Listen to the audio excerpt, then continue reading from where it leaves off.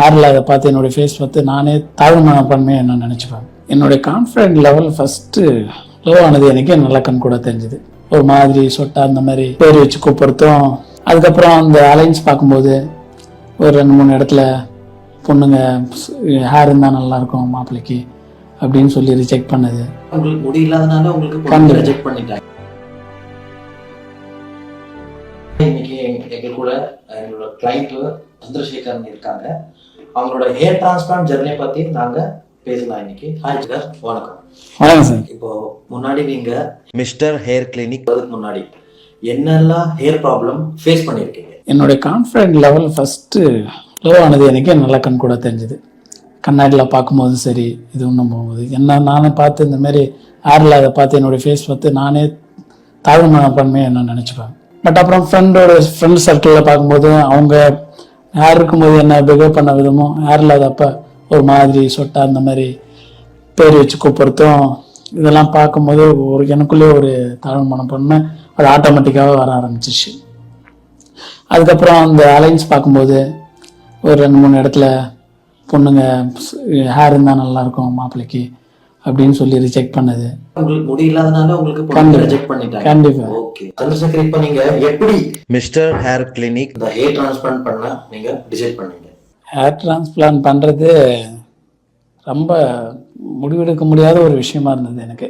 ஏன்னா நிறைய செய்தியில் அதுமாரி ப்ராப்பராக ஹேர் டிரான்ஸ்பிளான்ட் பண்ணுறதில்ல, அதனால நிறைய சைடு எஃபெக்ட் வருது அப்படி இப்படிலாம் சொல்லி பயம் இருந்தாங்க. ஒன்று இன்னொன்று பார்த்தீங்கன்னா காஸ்ட் வைஸ் பார்த்தீங்கன்னா ஒரு 4-5 கிளினிக் நான் விசாரித்தேன். அங்கே பார்த்தீங்கன்னா நிறைய இடத்துல காஸ்ட் வைஸ் பார்த்தீங்கன்னா அதிகம், என்னுடைய பட்ஜெட்டுக்கு ஏற்ற மாதிரி இல்லை.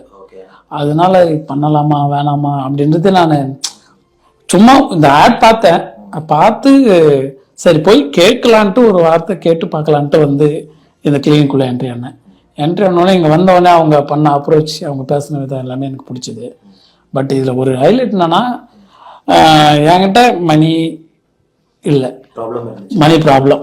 ஸோ அதனால நான் ஒரு 20,000 மணி ஃபர்ஸ்ட் பே பண்ணிட்டு இஎம்ஐ ஆப்ஷன் ஒன்று இருந்தது.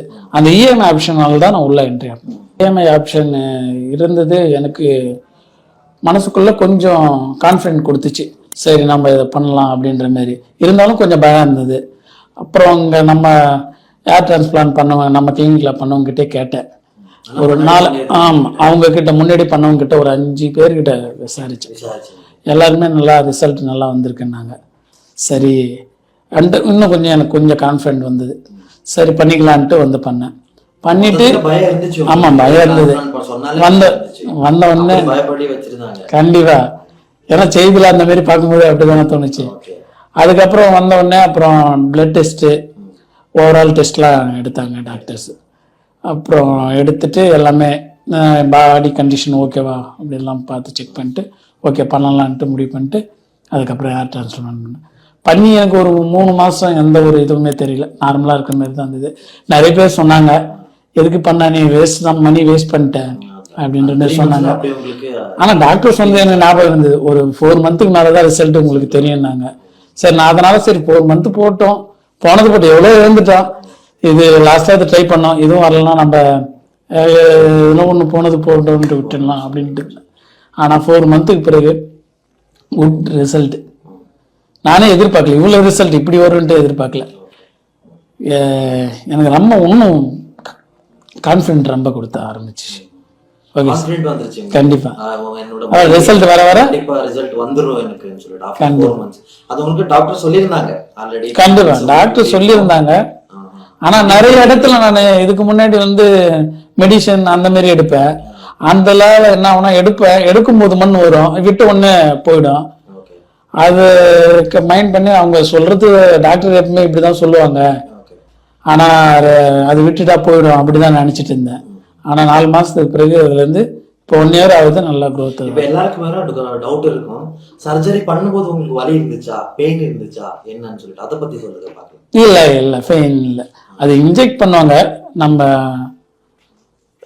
ஒரு தலையை சுத்தி ஒரு 10 இன்ஜெக்ஷன் போடுவாங்க. அது போட்டு ஒரு 5 மினிட்ஸ்ல நம்மளுக்கு அந்த பெயினே இருக்காது.